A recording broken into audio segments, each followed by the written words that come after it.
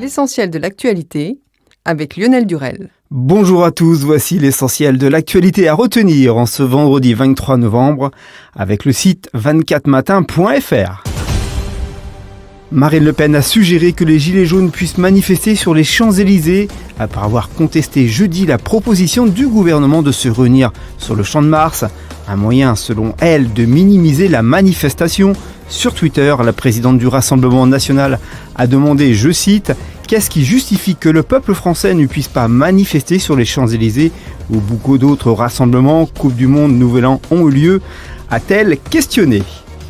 Hier, pour homicide involontaire, le tribunal correctionnel d'Albi a condamné un ophtalmologue et un pharmacien à 12 mois de prison avec sursis après la mort d'un patient en 2014. Suite à une overdose médicamenteuse d'un professeur des écoles de 34 ans, atteint d'une infection causée par un parasite. Son médecin lui avait rédigé une ordonnance, mais en inversant le dosage. Quant à son pharmacien, il avait trouvé les dosages curieux, mais avait tout de même délivré les médicaments prescrits. L'île de la Réunion, secouée par une flambée de violence en marge du mouvement des Gilets jaunes, a connu de jeudi à vendredi une deuxième nuit consécutive plus calme, attribuée par le préfet au couvre-feu partiel qu'il a reconduit pour 48 heures jusqu'à dimanche matin. Seuls quelques feux de poubelles et de palettes ont été signalés pendant la nuit. D'un seul jour à un long week-end, le Black Friday, du nom de ces promotions géantes importées des États-Unis, s'étend désormais sur une semaine entière et concerne tous les secteurs, des transports au salon de coiffure en passant même par les voitures. Plus d'un Français sur deux a l'intention de faire des achats durant cette période, 51% contre 32% en 2016, une proportion qui monte même jusqu'à 71% chez les 18-24 ans. Quant au budget, il diminue légèrement, passant de 260 € en 2017 à 245 € cette année, selon cette même étude. En bref, et dans le reste de l'actualité, 2 scientifiques américains ont mis au point un scanner qui cartographie l'intégralité du corps en 3D et en moins de 30 secondes, soit 40 fois plus rapidement que les techniques actuelles, avec un rendu spectaculaire et inédit du corps humain. Cette avancée permettra de suivre la progression d'une maladie ou d'un traitement dans le corps. Une centaine d'affiches montrant Donald Trump partiellement masqué par les symboles européens afin d'encourager les électeurs à voter aux européennes de mai prochain, c'est l'idée mise en place mercredi par la ville de Strasbourg. Le slogan de cette campagne qui entend rappeler implicitement l'importance de l'Union européenne face à l'Amérique de Trump, hostile au projet européen, est « Cette fois-ci, je m'inscris, je vote ».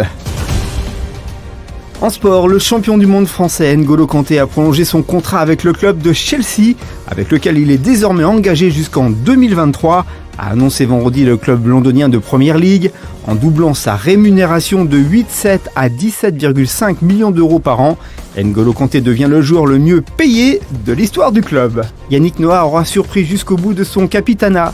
Le capitaine des Bleus mise sur Jérémy Chardy et Jo-Wilfried Tsonga pour tenir tête aux redoutables Croates dans les 2 premiers simples de la finale de la Coupe Davis, ce vendredi 14h à Lille, avant un relooking radical de la Coupe Davis l'an prochain. Allez, l'actualité du divertissement. Dans une vidéo publiée sur Facebook, et alors qu'il devait se rendre à un festival sur l'île de la Réunion, l'acteur Arnaud Ducret a adressé son soutien aux Gilets jaunes tout en condamnant les agissements des casseurs en marge des rassemblements. « Je vous soutiens les Gilets jaunes, je suis avec vous, que ce soit les Dom-Tom ou la métropole, on est tous ensemble dans la même galère, on en a marre de casquer comme des porcs, les Gilets jaunes je vous embrasse, les casseurs, ce n'est pas forcément un prétexte pour tout péter et ruiner ceux qui sont déjà dans la merde », a-t-il averti.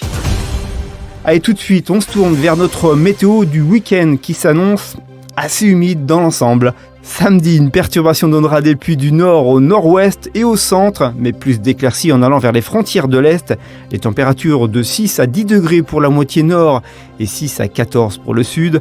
Dimanche, une dépression se creusera sur le proche Atlantique avec des pluies progressant de l'ouest vers le centre en journée. Il fera sec dans le nord-est. Pour ce qui est des températures, vous aurez 8 degrés l'après-midi dans la moitié nord et 12 dans la moitié sud.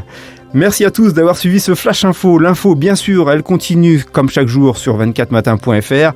Beau week-end à tous et à lundi 13h.